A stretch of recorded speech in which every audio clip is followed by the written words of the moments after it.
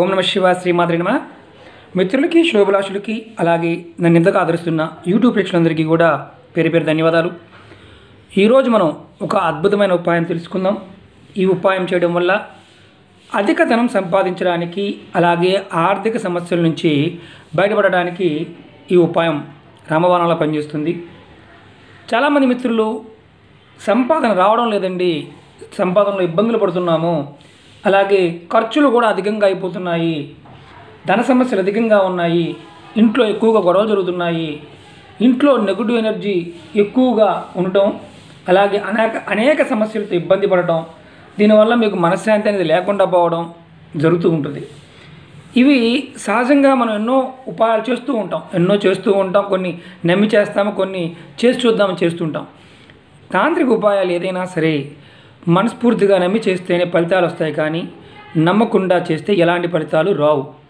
ఎందుకంటే ఇవి పదార్థం మీద ఆ టైం అలాగే మన మానసిక సంకల్ప స్థితి దాని మీద ఆధారపడి ఉంటుంది. కాబట్టి మనం ఈ ఉపాయాన్ని చేస్తున్నప్పుడు మనస్ఫూర్తిగా మనకు అవుతుందన్న భావావేశంతో చేయాలి. అలాంటి నమ్మకం లేని వారు ఇలాంటి వీడియోలు చూడటం మానేయండి. అలాగే ఇప్పుడు మీరు ఇప్పటి వరకు అనేక ఉపాయాలు చేసి చూశారు, కానీ మీకు ఆశించినంత ఫలితాలు రాలేదు. ఈ ఉపాయాన్ని ఏ రోజు చేయాలంటే శుక్రవారం రోజున ఈ ఉపాయం ఒకటి చేసి చూడండి. కొద్ది రోజుల్లో దీని ఫలితం అనేది మీకు తెలుస్తుంది. ఓకే మిత్రులారా, ఈ ఉపాయాన్ని ఎలా చేయాలో చెప్తాను మీకు నేను.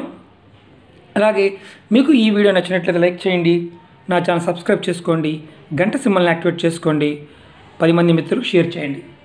ఈ ఉపాయం శుక్రవారం రోజున చెయ్యాలి. ఈ ఉపాయానికి కావాల్సింది ఒక కొత్త కలర్ చిన్న ఎల్లో కలర్ క్లాత్ కావాలి, అలాగే 5 లక్ష్మీ గవ్వలు కావాలి. అంటే తెలిపైన పర్వాలేదు, ఎల్లో అయినా పర్వాలేదు, కొంచెం బియ్యం కావాలి. అలాగే అన్నిటికంటే చాలా ఇంపార్టెంట్ ఏంటంటే మట్టి. ఇది మీ దగ్గరలో ఉన్న దేవాలయంలో ఎక్కడైనా దేవాలయ ప్రాంగణంలో ఉన్న మట్టి కావాలి. కొద్దిగా ఎక్కువ కూడా అవసరం లేదు, ఇంతైనా పర్వాలేదు. అలాగే ఎర్రటి దారం కావాలి, ఎర్రటి దారమైనా ఎరుపు పసుపు కలర్ మిక్స్ ఉన్న దారమైనా పర్వాలేదు. ₹1 కాయిన్ కావాలి. ఇవి ఈ ఉపాయానికి కావాల్సిన పదార్థాలు. ఎలా చేయాలి, ఏ విధంగా చేయాలి మీకు చెప్తాను. మీరు మీ దగ్గరలో ఏదైనా దేవాలయం ఉంటే ఆ దేవాలయం మట్టి మాత్రం కంపల్సరీ తెచ్చుకోండి. మట్టి లేకుండా ఈ ఉపాయం చేయడానికి లేదు. ఈ ఉపాయం మీరు ఉదయాన్నే కానీ సాయంత్రమే కానీ చక్కగా స్నానం చేసి మీ పూజా మందిరంలో దేవుడి ముందు ఆవు నెత్తితో దీపం వెలిగించాలి. ఆవు నెత్తితో దీపం వెలిగించి ఆ తర్వాత మీరు ఈ ఎల్లో కలర్ క్లాత్ తీసుకొని చూపిస్తాం మీకు ఎలా చేయాలి అనేది. వీడియో స్కిప్ చేయకుండా చూడండి. స్కిప్ చేస్తే మీకు అర్థం కాదు, మీరు కామెంట్స్ పెట్టినా రిప్లై రాదు.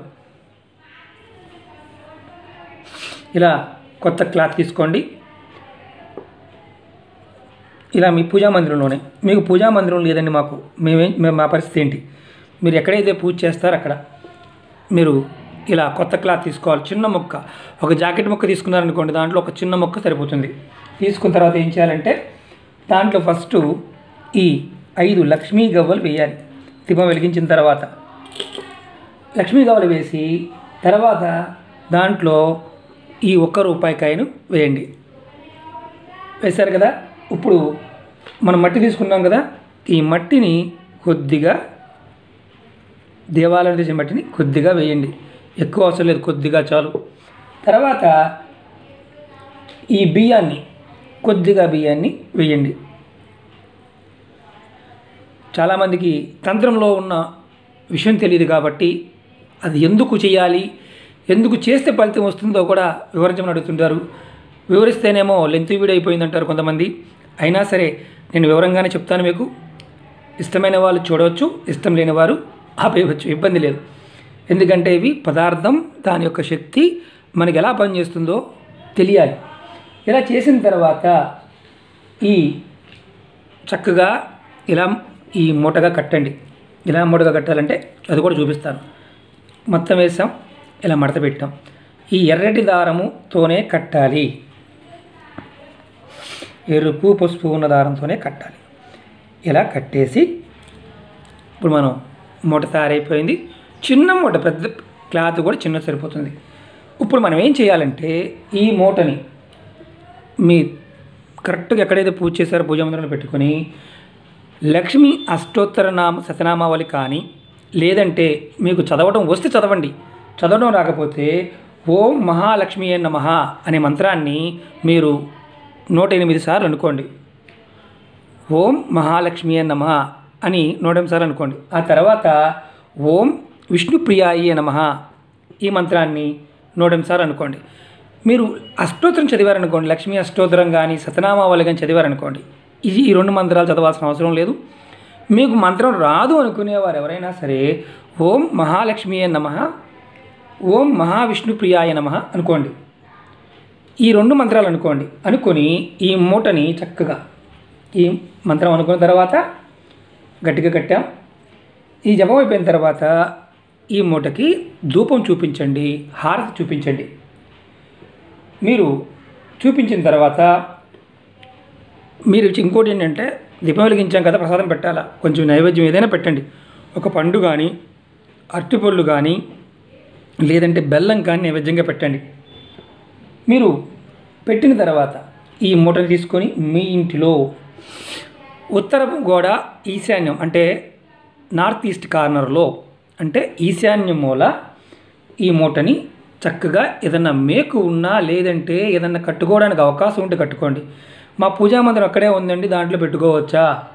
చక్కగా దీన్ని నార్త్ ఈస్ట్ కార్నర్లో ఈ మూటని ఇలా పెట్టండి లోపల.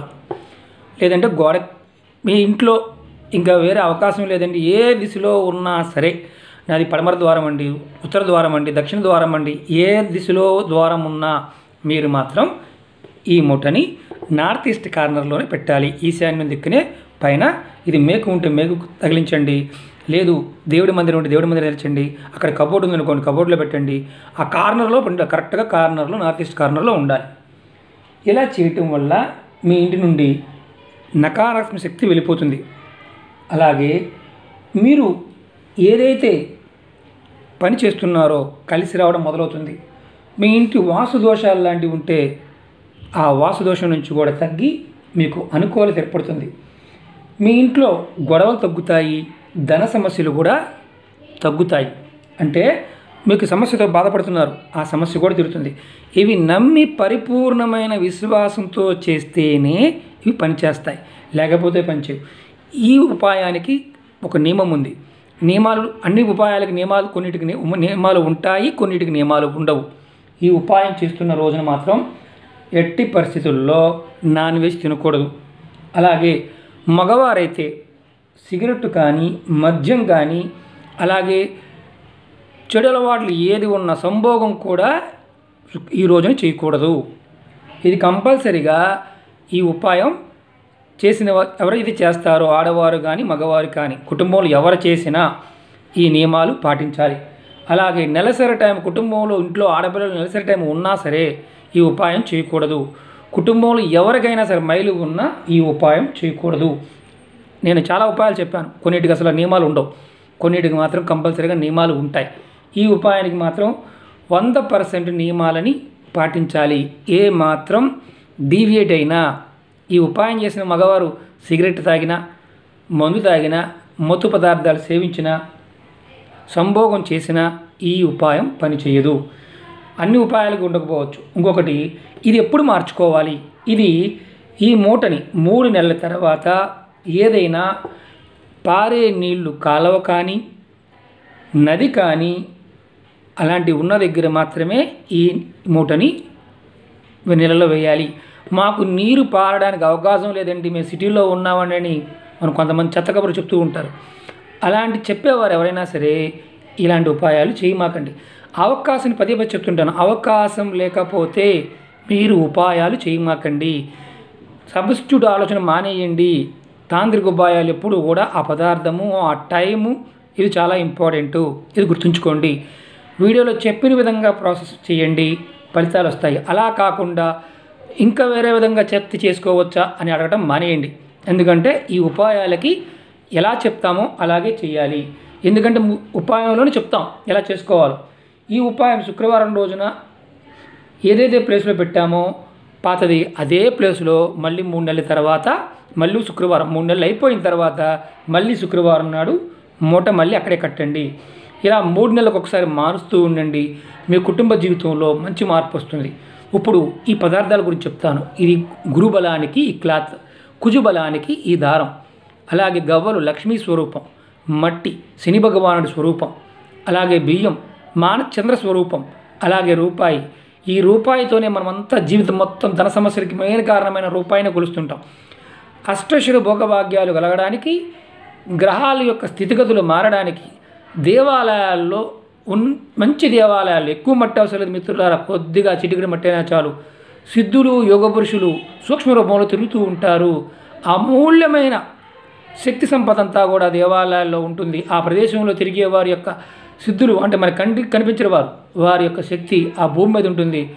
ఎన్నో కర్మలు చేసిన ఆ కర్మల్ని నివారణ చేయడానికి క్షేత్రాల్లో ఉన్న కానీ దేవాలయాల్లో ఉన్న మట్టిని మన పూర్వీకులు ఇదివరకు రోజుల్లో వడ్ల గుమ్మికి రాసేవారు, కలిపి రాసేవారు. ఇవన్నీ చిన్న చిన్న ఉపాయాలు చాలా మర్చిపోయాము. ఇవి చెప్పిన వాళ్ళకి కొన్ని మూఢనమ్మకాలుగాను పిచ్చిగా అనిపించే వాళ్ళు కొంతమంది ఉంటారు. వాళ్ళు అలాగే ఉంటారు. ఆచరించిన వాళ్ళు పైకి వచ్చిన వారు ఉన్నారు, సంతోషంగా ఉన్నవారు ఉన్నారు. మనస్ఫూర్తిగా ఆచరించండి, ఈ నియమాలను పాటించండి. వీడియోలో చెప్పిన దాన్ని తూచ తప్పకుండా చేయడానికి ప్రయత్నించండి. అవకాశం లేకపోతే ఈ ఉపాయాన్ని చేయటం మానేయండి. ఓకే మిత్రులారా, ఈ వీడియో నచ్చినట్టు లైక్ చేయండి, నా ఛానల్ సబ్స్క్రైబ్ చేసుకోండి, గంట సింబల్ని యాక్టివేట్ చేసుకోండి, 10 మంది మిత్రులకు షేర్ చేయండి. ఓం నమః శివాయ. శ్రీమాత్రే నమః.